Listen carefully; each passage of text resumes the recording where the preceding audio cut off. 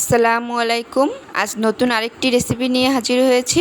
Chicken খেতে মন চাচ্ছে অথচ বাসায় অল্প চিকেন, সকলের তো হবে না। তাহলে এই রেসিপিটি তোমাদের জন্য। অল্প একটু চিকেন দিয়ে দারুণ মজার রেসিপি। এর জন্য এখানে আমি চিকেন সিদ্ধ করে খুব ভালো করে ছোট ছোট করে ছিঁড়ে নিয়েছি। এখন এর মধ্যে দিয়ে দেব পেঁয়াজ কুচি, কাঁচামরিচ কুচি, স্বাদ মতো লবণ, আদা বাটা, রসুন বাটা, কর্নফ্লাওয়ার, আর এখানে দিয়ে দেব একটা সিদ্ধ আলু। আলু অবশ্যই ম্যাশ করে দিতে হবে। এখন খুব ভালো করে মাখিয়ে নেব। মাখাতে হবে একটু সময় নিয়ে, যাতে করে চিকেন খুব ভালো নরম হয়ে যায়। দেখতেই পারছো মাখানো হয়ে গেছে। এখন আমি হাতের সাহায্যে লম্বা লম্বা করে বানিয়ে নেব। তোমরা কিন্তু দেখেই বুঝতে পারছো কিভাবে বানাতে হবে। তোমাদের বোঝার সুবিধার্থে আমি আরেকটি বানিয়ে দেখাচ্ছি। এটা খুবই সহজ, 2 হাতের তালুর সাহায্যে বানিয়ে ফেলা যায়। সবগুলো বানানো হয়ে গেছে। এখন তেল গরম করে ভেজে নেব। এক এক করে সবগুলো দিয়ে দিয়েছি।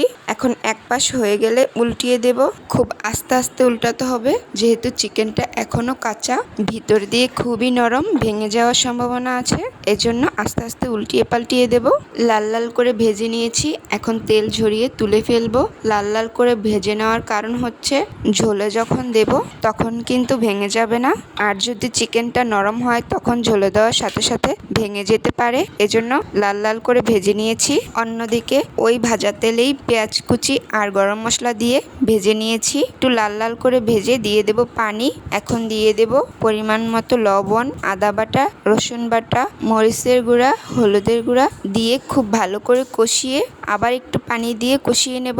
এতে করে মশলার কাঁচা গন্ধ চলে যাবে। কষানো হয়ে গেলে দিয়ে দেব ঝোলের পানি। একটু বেশি করে দিব, কারণ চিকেনগুলো দেওয়ার সাথে সাথে কিন্তু একটু ফুলে যাবে। ঝোলের পানি যখন বলক আসবে তখন দিয়ে দেব ভাজা চিকেন। এখন একটু নেড়ে দেব। যখন ঝোলের পরিমাণ কিছুটা কমে আসবে তখন দিয়ে দেব ভাজা জিরার গুঁড়া। আবার কিছুক্ষণ পরে দিয়ে দেব গরম মশলার গুঁড়া। এখন দিয়ে খুব ভালো করে নেড়ে চেড়ে নেব। হয়ে গেল চিকেনের অসাধারণ রেসিপি। রেসিপিটি ভালো লাগলে অবশ্যই লাইক, কমেন্ট, শেয়ার করবে আর আমার পাশে থাকবে। আল্লাহ হাফেজ।